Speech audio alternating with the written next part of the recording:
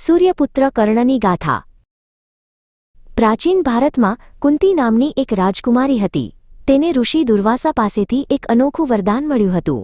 તે એક વિશેષ મંત્ર બોલીને કોઈપણ દેવને બોલાવી શકતી હતી અને તેમના જેવા જ તેજસ્વી પુત્રને જન્મ આપી શકતી હતી। એક દિવસ પોતાની શક્તિને ચકાસવા માટે કુંતીએ સૂર્યદેવનું ધ્યાન ધર્યું। સૂર્યદેવ પ્રગટ થયા અને તેમના આશીર્વાદથી કુંતીને એક પુત્ર થયો। તે બાળક જન્મથી જ સોનાના કવચ અને કુંડળ પહેરીને જન્મ્યો હતો, જે તેને હંમેશા રક્ષણ આપતા। પણ કુંતી અવિવાહિત હતી। સમાજના ડરથી તેણે ભારે હૃદયે પોતાના પુત્રને એક ટોપલામાં મૂકીને ગંગા નદીમાં વહાવી દીધો। તે પ્રાર્થના કરતી હતી કે કોઈ દયાળુ વ્યક્તિ તેને બચાવી લે અને સારો ઉછેર આપે। તે ટોપલો અધિરથ નામના સારથી અને તેની પત્ની રાધાને મળ્યો। તેમને કોઈ સંતાન નહોતું। તેમણે તે સુંદર બાળકને જોયો અને ભગવાનનો પ્રસાદ માનીને તેને પ્રેમથી ઉછેરવાનું નક્કી કર્યું। તેમણે તેનું નામ કર્ણ રાખ્યું। કર્ણ મોટો થયો। તેને દુનિયાનો સૌથી મહાન ધનુર્ધર બનવાની ઈચ્છા હતી, પણ તે સારથીનો પુત્ર હોવાથી મોટા ગુરુઓએ તેને શિષ્ય તરીકે સ્વીકારવાની ના પાડી દીધી। આ ભેદભાવથી કર્ણ ખૂબ દુઃખી થયો। હાર ન માનતા કર્ણ ગુરુ પરશુરામ પાસે ગયો।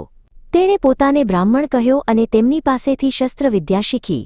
એક દિવસ જ્યારે પરશુરામ કર્ણના ખોળામાં સૂતા હતા, ત્યારે એક જંતુએ કર્ણને ડંખ માર્યો। ગુરુની ઊંઘ ન બગડે તે માટે કર્ણે ભયંકર પીડા સહન કરી। લોહી જોઈને પરશુરામ જાગી ગયા। તેમણે જાણ્યું કે આટલી પીડા સહન કરનાર કોઈ બ્રાહ્મણ ન હોઈ શકે। સત્ય જાણ્યા પછી ક્રોધિત પરશુરામે કર્ણને શાપ આપ્યો, જ્યારે તને તારા જ્ઞાનની સૌથી વધુ જરૂર પડશે ત્યારે તું બધું ભૂલી જઈશ।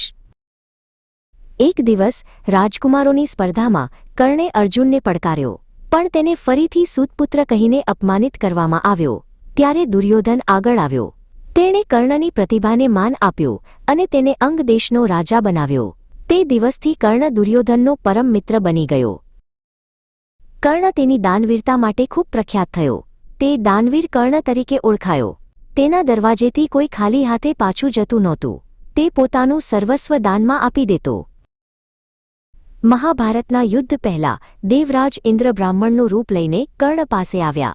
તેમણે કર્ણ પાસે તેના જન્મજાત કવચ અને કુંડળ દાનમાં માંગી લીધા। કર્ણ જાણતો હતો કે આ તેના જીવનનું રક્ષણ છે, છતાં તેણે એક ક્ષણનો પણ વિચાર કર્યા વિના તે ઉતારીને આપી દીધા। કુરુક્ષેત્રના યુદ્ધમાં કર્ણ દુર્યોધન પ્રત્યેની મિત્રતા નિભાવવા કૌરવો તરફથી લડ્યો। તે એક મહાન યોદ્ધો હતો અને તેણે પાંડવ સેનામાં હાહાકાર મચાવી દીધો। તે અર્જુનનો સૌથી મોટો અને શક્તિશાળી પ્રતિસ્પર્ધી હતો। યુદ્ધના 17મા દિવસે કર્ણના રથનું પૈડું જમીનમાં ફસાઈ ગયું। તે જ સમયે પરશુરામના શાપને કારણે તે પોતાના શસ્ત્રોના મંત્રો ભૂલી ગયો। તે નિઃશસ્ત્ર અને લાચાર થઈ ગયો।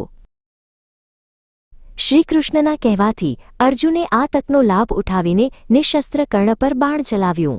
સૂર્યપુત્ર કર્ણ વીરગતિને પામ્યો। આકાશમાંથી સૂર્ય પણ જાણે વાદળો પાછળ છુપાઈને પોતાના પુત્રના મૃત્યુ પર શોક કરી રહ્યો હતો।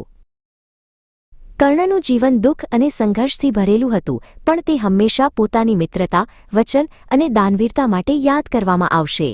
તેણે સાબિત કર્યું કે વ્યક્તિ જન્મથી નહીં પણ પોતાના કર્મોથી મહાન બને છે। આજે પણ કર્ણને મહાભારતના સૌથી મહાન અને દુઃખદ નાયકોમાંના એક તરીકે યાદ કરવામાં આવે છે। તેની વાર્તા આપણને શીખવે છે કે સાચી વીરતા શક્તિમાં નહીં પણ ચરિત્ર, દાન અને વચન પાલનમાં હોય છે।